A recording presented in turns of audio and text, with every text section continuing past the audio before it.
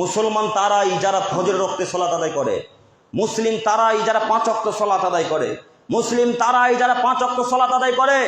যারা 5 ওয়াক্ত সালাত আদায় করে না তারা মুসলমান নয়। কোন মায়ের বেটা বলুক যে আমি মুসলমানের বাচ্চা 5 ওয়াক্ত সালাত আদায় করি না, বলুক, বুকে থাপ্পড় দিয়ে বলুক যে কত ক্ষমতা আছে। বলে না কেন কোন মায়ের বেটা? বলে না কেন? বললে যে ক্ষমতা লাগবে, বলতে ক্ষমতা লাগবে যে আমি মুসলমানের বাচ্চা। আল্লাহ নবী বলছেন যে সালাত আদায় করে সে মুসলিম, যে সালাত আদায় করে না সে কাফের, সে কাফের, সে কাফের, সে কাফের। দেখি কেউ কোন মায়ের বেটা ফতুয়াকে উল্টে ধরে। ফতুয়া কিয়ামত পর্যন্ত এইভাবে থাকবে, কেউ উল্টে ধরার ক্ষমতা পাবে না। দেখি কত ক্ষমতা আছে।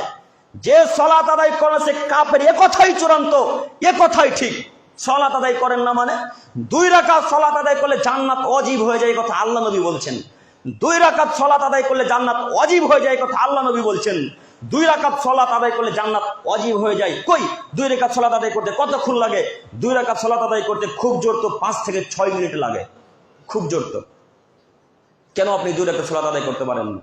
আপনাকে আমি অনুরোধ করে শতদিন বলেছি, যদি সালাত আদায় করতে না পারেন, যদি আপনি নামাজ না পড়তে পারেন, আজকে বলে দেন আমি রহমানপুরে হিন্দু হিসেবে বসবাস করছি। বলে দেন, আপনার আব্বাকে বলেন, আব্বা আমার আধার কার্ডে হিন্দুর নাম লিখবেন, আজকে খ্রিস্টানদের নাম লিখবেন, ইহুদিদের নাম লিখবেন, সাঁওতালদের নাম লিখবেন। যদি লিখে দেন আর বলে দেন যে আমি হিন্দুর বাচ্চা, সাঁওতালের বাচ্চা, কিয়ামত পর্যন্ত আব্দুল করিম বিন আমিনুল ইসলাম যতদিন বেঁচে থাকবে, রহমানপুরে আসবে, যতদিন থাকবে ততদিন পর্যন্ত কোনোদিন সালাতের ব্যাপারে বলবে না, ইনশাআল্লাহ, কোনোদিন। আজকে আবার বলে গেলাম, কথা নতুন নয়, কথা সেই দিন থেকে চলে আসছে। পালন করেন না কেন? নিজেকে মানুষ মনে করেন না তাই।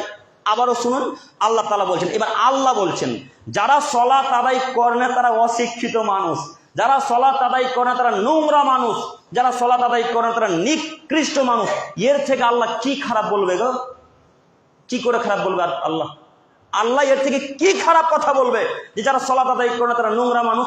আর এক জায়গাতে আল্লাহ বলছেন, যারা বুঝেও বোঝে না, অন্তর আছে বোঝে না, যারা দেখেও দেখে না, চক্ষু আছে দেখে না, যারা শুনেও শোনে না, কান আছে শোনে না, উলাইকা কাল আনআম, তারা পশু প্রাণীর মতো, তারা গরু ছাগলের মতো, তারা কুকুর শ্রীকালের মতো, তারা শুয়ারের মতো, বালহুম আজাল, বরং তার চেয়েও খারাপ।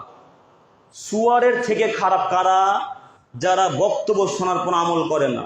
কুকুরের থেকে খারাপ কারা? যারা হাদিস শোনার পর আমল করে না। শুকরের থেকে খারাপ কারা? যারা সালাত আদায় করে না তারা। আল্লাহ বলছেন, এই কোরআন মাজিদের মধ্যে আছে গো, এই কোরআন মাজিদে আছে। এখন আপনি কি নিজেকে মনে করেন আমিও বুঝতে পারি না, কি যে নিজেকে ভাবেন আমিও এখন বুঝতে পারি না। আল্লাহ বোঝার তৌফিক দান করুক, সকল বলি আমিন।